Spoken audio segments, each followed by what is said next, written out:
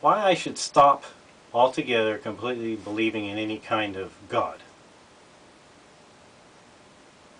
Now, ceasing to think that there is a supernatural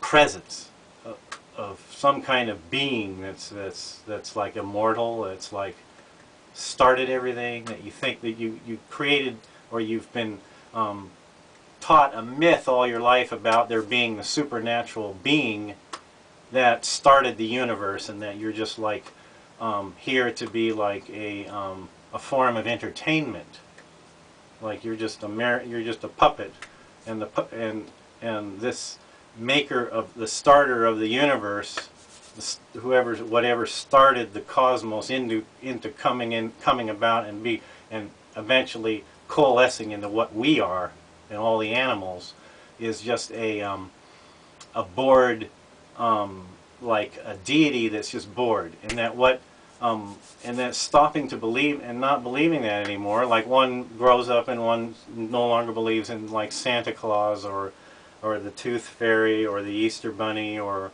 Apollo or gods and goddesses, or magical beings that float around in the sky, or that like appear out of nowhere and disappear, and like genies or magical kind of thinking. One has to get over that in one's life. One has to realize that there is no persona, there is no grand designer, there's no intelligence that's the foundation of everything.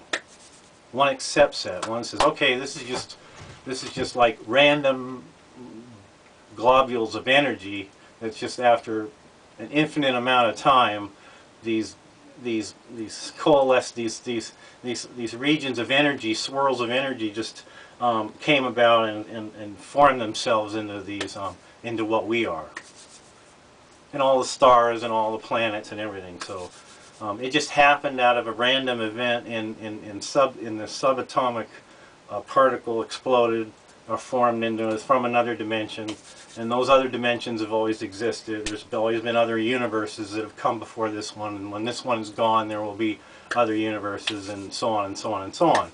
And that one's own personal journey through this flesh experience, this time of being this organism, is just propped up by an illusory sense of self. So if the sense of self, it's like the carrot before the donkey, where the carrot is rewards, and then the suffering and all the hardship and the pain is just it just happens because that's nature, unintelligent nature, just working itself out without any mind director, without any artist, without any producer, without any designer. It's just this energy that's flowing into what we are, and then we dissolve back into that. So coming to the complete agreement within oneself that there is no supernatural beings or being or causer of this, it can cause one some discomfort. I found in my own life, like you start thinking, well, when I die, I'm going to be all alone. I'm just going to be all alone, and then boom, I won't be there to know that I'm there. So it's, you wrestle with this idea of there being no. How can you, if you're not there to experience time, then there is no time. I have this problem, and I don't think anyone out there has been able to kind of explain that, how when you're not existing, how there's no time for you personally, and how that fits into everything else. So that's kind of a dilemma I've had.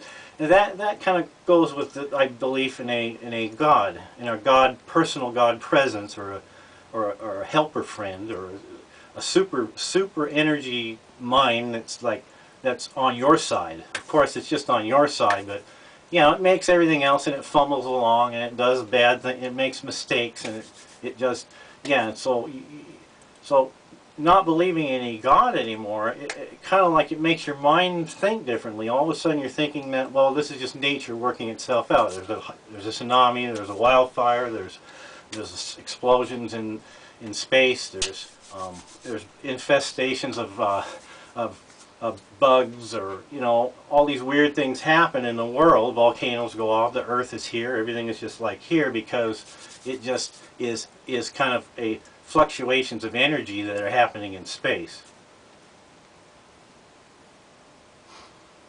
But coming to the conclusion that, okay, before you were born you weren't here, but the universe was still here, everything was still here. So you kind of think, well, solipsism is kind of fantasy thinking, because it's like, well, everything's in my mind. If I die, everything dies with me. It's kind of a weird kind of, maybe it's almost a sociopathic, possibly, condition of the mind, somewhat similar to on a narcissistic level. So I understand that is a sort of ridiculous way to think, and solipsis is kind of a silly, it's a very ridiculous way, a pompous, arrogant way of looking at the universe. As you think, oh, when I die, the universe dies. But as a fact, there is a universe that's independent of you and me that'll continue to go on when we're not here. So when there is no consciousness to experience, have the experiential sensations of movement and time and change, and being aware of itself, and having sensory experiences, then no longer those beings exist. The universe will still continue to be. There will still be atoms, there will still be stars, there will still be planets, there will still be gravity, there will still be, all this will still happen, but how it's defined, because there's nobody there to define it and relate it and see the relationships between a scale of objects, or distances, or measure things with one's own experiential apparatus, with one's brain. You can't measure it, so it just leaves the universe kind of like, what is it if there's no one there to know it's there? So, but I understand that is solipsism, is Berkeley idealism, George Berkeley, and then that was refuted because it's a physical universe. It's maintained its stability since there was never before. There weren't any animals. There was a universe that existed. Except there was no one there to ruminate about that or to cogitate that. Until we came about, then we started having conversations and building models in our minds.